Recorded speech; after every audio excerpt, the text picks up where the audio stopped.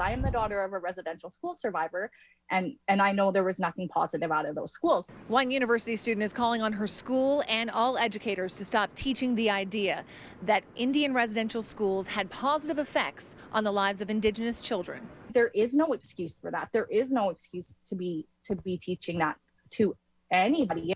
Bri Robertson was floored when she received this worksheet in her Intro to Indigenous Studies course at Mount Royal University, which at the top says positives and negatives of residential schools. So she asked her professor, Barbara Barnes, for clarification. The email she sent me back, I was appalled.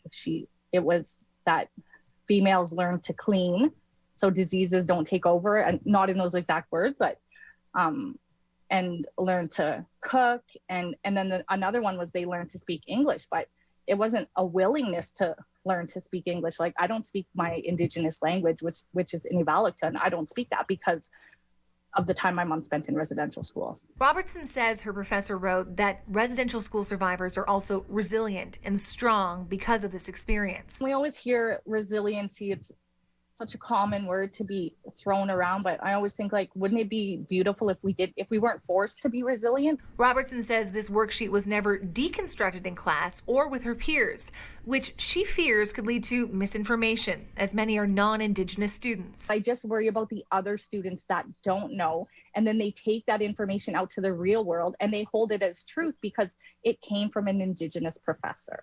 City News has seen these original emails and verified the email, which belonged to Barbara Barnes at her Mount Royal email account.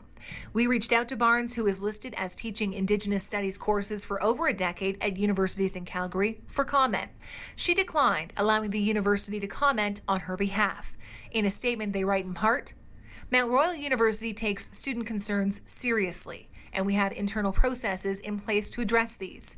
Curriculum is approved by the institution and delivered by faculty members who each bring different experiences and approaches to the content. I can't think of any positive effects of the Indian residential schools.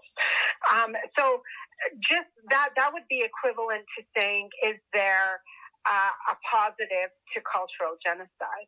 Gabrielle Lindstrom, who has taught Indigenous Studies courses at MRU and the University of Calgary, says these conversations are happening under the guise of academic freedom. Morally, it's wrong to have those kinds of questions or to have those kinds of discussions.